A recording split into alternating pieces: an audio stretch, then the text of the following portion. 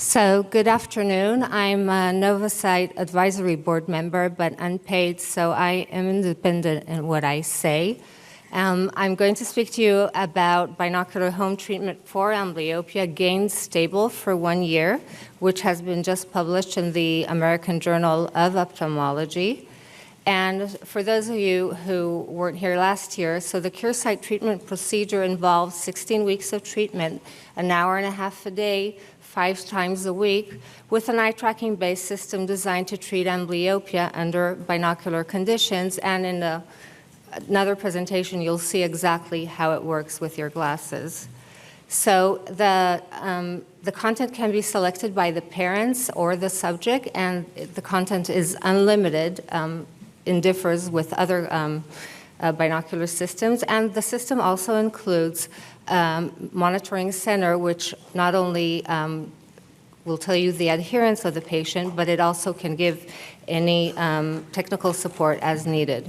So last year in our 16-week RCT, we reported that visual acuity in the amblyopic eye with the CureSight improved by 2.8 lines, stereo acuity improved from 200 to 60 arc seconds, and binocular visual acuity improved by 1.3 lines, and the CureSight was found to be non-inferior to patching. The safety and effectiveness of binocular treatment has been demonstrated in several RCTs with a treatment period that varied between 2 and 16 weeks, and the magnitude of improvement in the amblyopic eye was 2.8 lines with the CureSight, 1.8 lines with Luminopia 1, and 1.4 lines with masked binocular movies.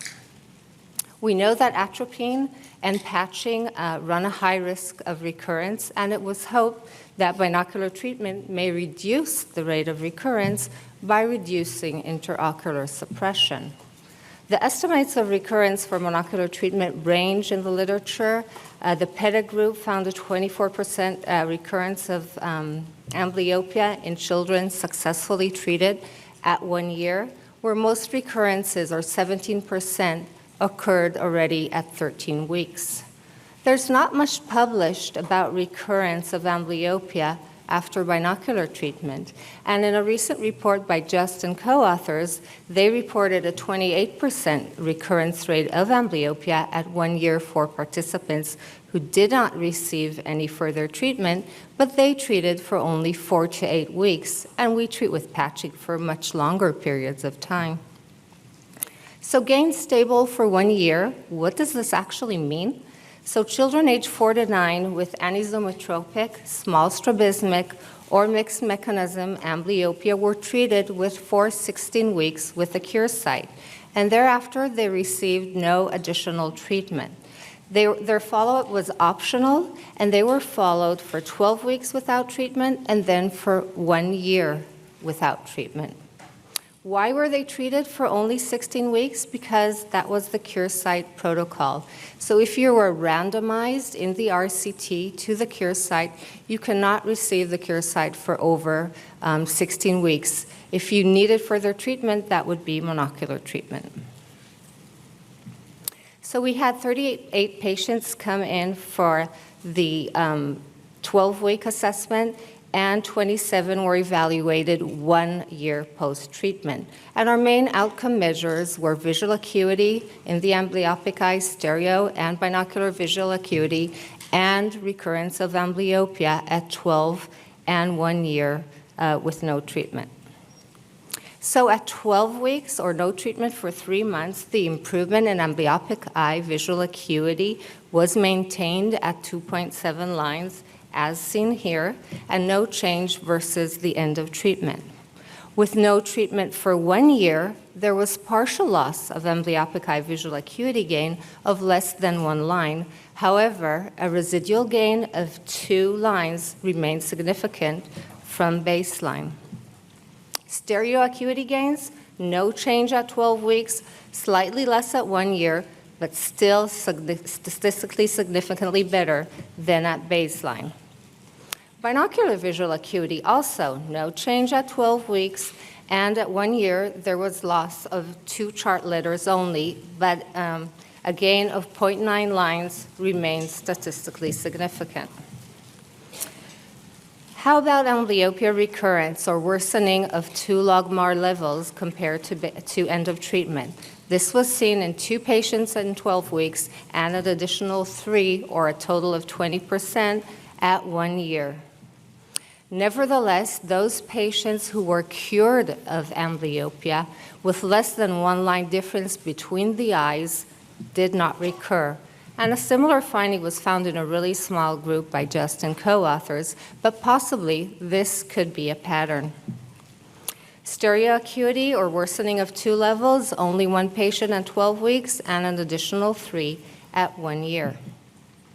Going back to our pilot study with the CureSight prototype, you can see here, these patients were treated for 6 months, 3 months just in the same manner as the RCT, and an additional 3 months for half the treatment dosage.